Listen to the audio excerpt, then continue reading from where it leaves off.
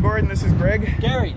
And we just saw Pontypool. Pontypool. Haven't you ever been to Ontario? And we're gonna do a review on our way home. What the hell was this? My understanding was it would be a zombie movie, and I was sort of waiting for the whole Night of the Living Dead moment to start. And this has to be the longest build-up in terms of understanding the situation I've ever seen in a zombie movie. Advertised to us as a zombie movie. I don't think there was any actual... Literal zombies. No, there wasn't any zombies in it. I mean, they were monsters for sure. If you go to this expecting a typical zombie movie, you're gonna be displeased. On the other hand, if you're a zombie fan looking to see a new permutation on the zombie genre, you're gonna love it. It's great.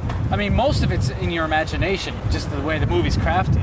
Set up in a radio room, experiencing the story as they get news feeds and calls coming into the radio station. Primary tool they use is solitude. It isn't graphics and gore. While there is some gore, it isn't the gore that freaks people out. It's not a slasher film. Do you think a horror buff wouldn't watch that and they'd be like, where's the money shot? Where's the actual death and dismemberment? The original Dawn of the Dead, these zombies were killed with great relish. Ooh, here's a machete going into the head. Good times. Yeah. So in this one, what would have been a money shot, they did a jump cut away as if to say, oh, you knew you wanted that, but you're not gonna get that. Yeah, it's not that kind of movie. Aside from one person bashing her head in, you could almost bring a child to this movie. It's all in your head, it's all in the imagination. And that added an element of fear on its own.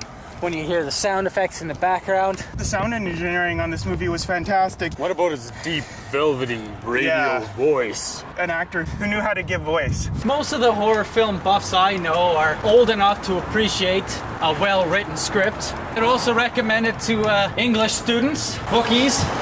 Not the kinds that take your bets, but the ones who are always reading a book.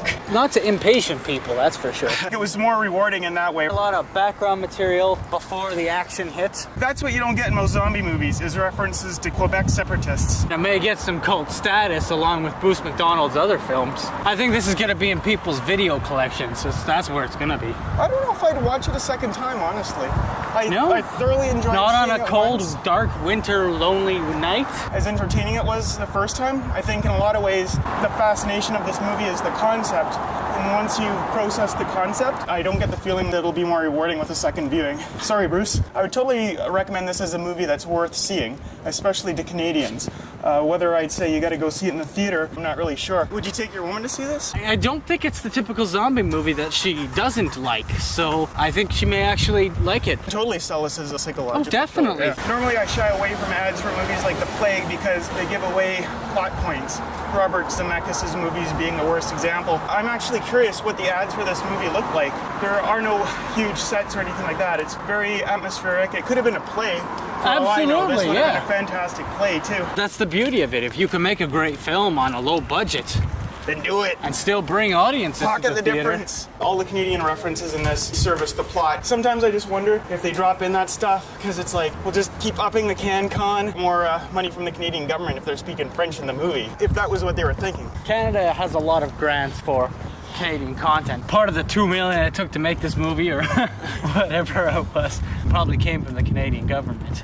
Cool. I don't even know how long that movie was. I guess you could say I was riveted. I don't know much more to add. Okay, so Gary, your final thoughts are positive. You'd recommend it to people. I'd recommend it to people. I would recommend Pontypool to everybody I know, especially French-speaking people.